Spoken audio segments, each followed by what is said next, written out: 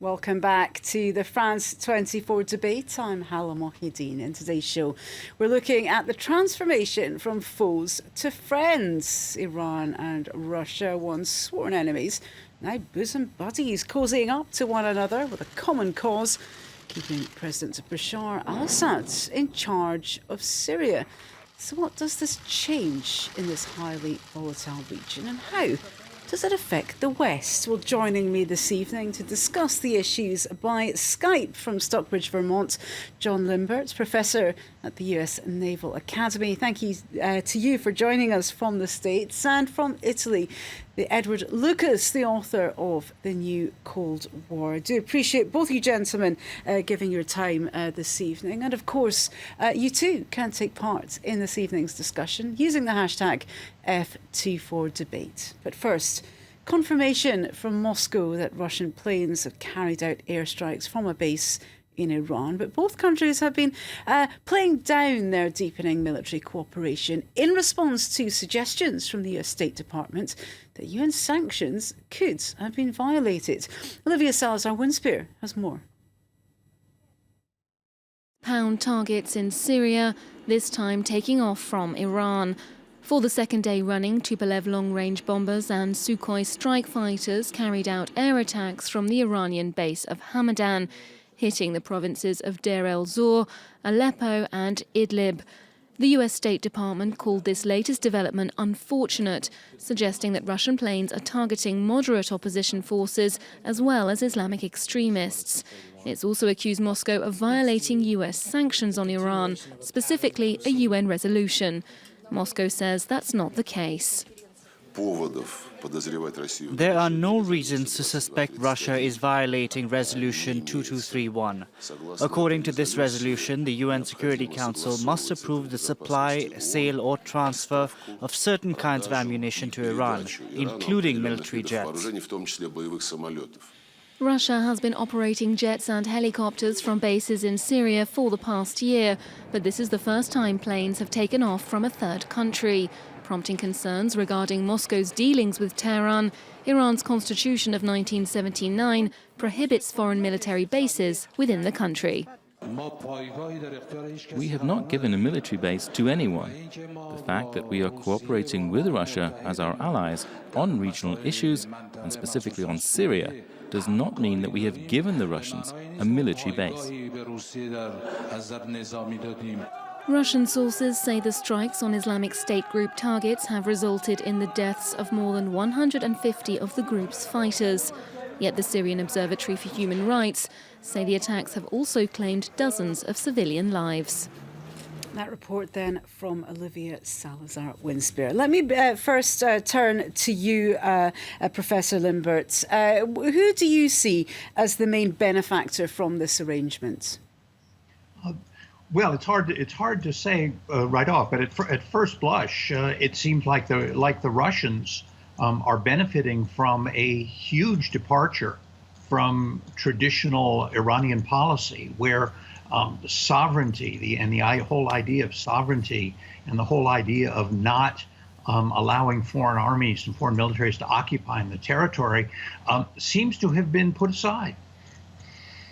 Well, why would Iran do this? Why would Iran set aside this sovereignty? I mean, what are they getting out of it? This can't be a one-way street. No, it's a good question. Either they see their Syrian ally is in such desperate straits that they're willing to do something that even the Shah was not willing to do, and to allow foreign militaries to operate from to do combat operations from Iranian territory, or perhaps, but this is just speculation on my part, the Russians were able to sweeten the deal with something. I mean, I would love to be in the room, perhaps when the Iranians present the bill to the Russians for the use of their airbase. I'm sure many people would like to be in that room. Edward Lucas joining us from Italy. What are your thoughts on this new arrangement that's come about? I mean, do you think Russia's getting more out of this deal, Mr. Lucas, than the Iranians? I think the biggest beneficiary in this is the Assad regime in Syria.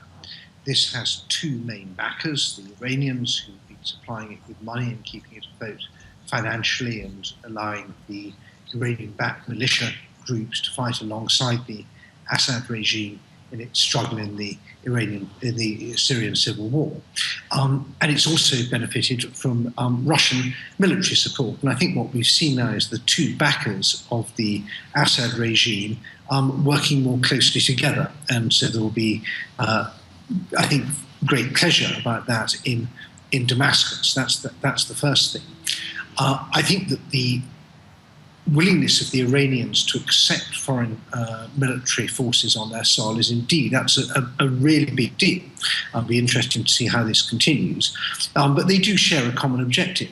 I think the other thing that's worth saying is this all happens in the context of a great vacuum in Western leadership. We have seen the utter humiliation of the Obama regime, the destruction of the moderate rebels who America and other countries had originally backed, and the West being left with really no good options at all in Syria. And that is something which both the Iranians and the Russians will lick their lips over. Well, do you think that the West then should be worried then at this new alliance? Do you think this is changing things, not just in the context of the Syrian situation, but also more broadly? What has always worried the West about a Russian-Iranian rapprochement has been the idea that the Russians would sell advanced weapons to the Iranians, changing the balance of power in the region. So, for example, advanced air defense systems or the underwater very fast torpedo, the Shkval, which would allow the Iranians, in effect, to close the Straits of Hormuz. And these have been long-term worries, but of course the edge of that is slightly blunted now that the West and Iran are getting on a bit better since the Iran nuclear deal. Iran has dropped off the list of really big problems, particularly both for the Europeans and for the Americans. People are more interested in doing business with the regime. So as the edge of that conflict's been blunted, I think that that's also created a bit of space for the Russians to get in, and no doubt they're eyeing all sorts of lucrative post-sanctions business deals in post-sanctions Iran when those sanctions are indeed lifted. John Limbert in Vermont, would you agree? Do you think that this is essentially the product of a failure of Western diplomacy and a failure of Western leadership? No, I don't agree necessarily. I mean, the Iranians have their own reason for turning their back on what is 40 or 50 years of traditional protecting their sovereignty, as do the Russians. As I said earlier, it's a measure of desperation that the two sides feel the necessity to go to this extent to protect the Assad regime in Syria. But this is something they do for their own reason. I don't assign whenever Russia, or the Russians or the Iranians do something. I don't necessarily look for the reason in some Western policy failure. Edward Lucas, would you say that this has come around out of desperation, of a need to protect the Assad regime? And if so, why has it taken 5 years to do this? I think the Assad regime has defied expectations among some commentators who thought that they would be quite quickly toppled by the insurgency, and we're seeing really the descent of the Syrian civil war into a kind of terrible meat grinder where both sides are sustaining very heavy casualties, but neither side is willing to give up. And if the Assad regime had succeeded in capturing Aleppo, that might have been decisive, but now the rebels have pushed back. It's difficult from a Western point of view really to work out who are the good guys. You've got the rebels increasingly looking like Islamist extremists, and the Assad regime, who we dislike for many reasons we know all too well. So I think there's an opportunity there for the Russians and the Iranians to coordinate, and they are, I think, possibly hoping that the Americans will also be dragged into this, because there's been already a degree of coordination between the Russians and the Americans in bombing Islamic State. And that would lead to a real paradox if you have Russia, Iran, and America, who dislike each other, dislike America in particular for so many other reasons, were all involved in the anti-ISIS campaign in Syria.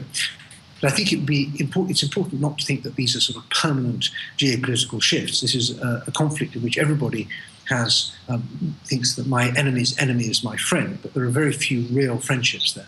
Indeed. Let's broaden this out then. Let's look at this new arrangement on the whole. I want to find out if this is part of a wider decision on behalf of both Russia and Iran to broaden their alliances in the face perhaps of what they may see as a hostile West. Is this a situation that you see as being plausible, John Limbert?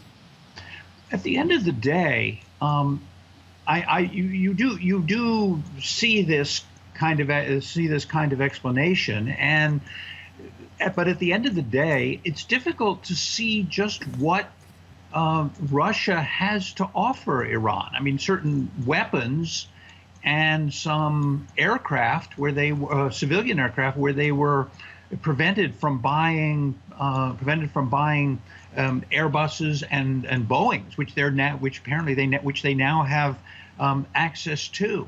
But at the end of the day, if you look at what Russia produces and what it can offer, there isn't much there compared to the kind of thing they can get if they can sell their oil and if they can get access to Western markets and to the Western banking system.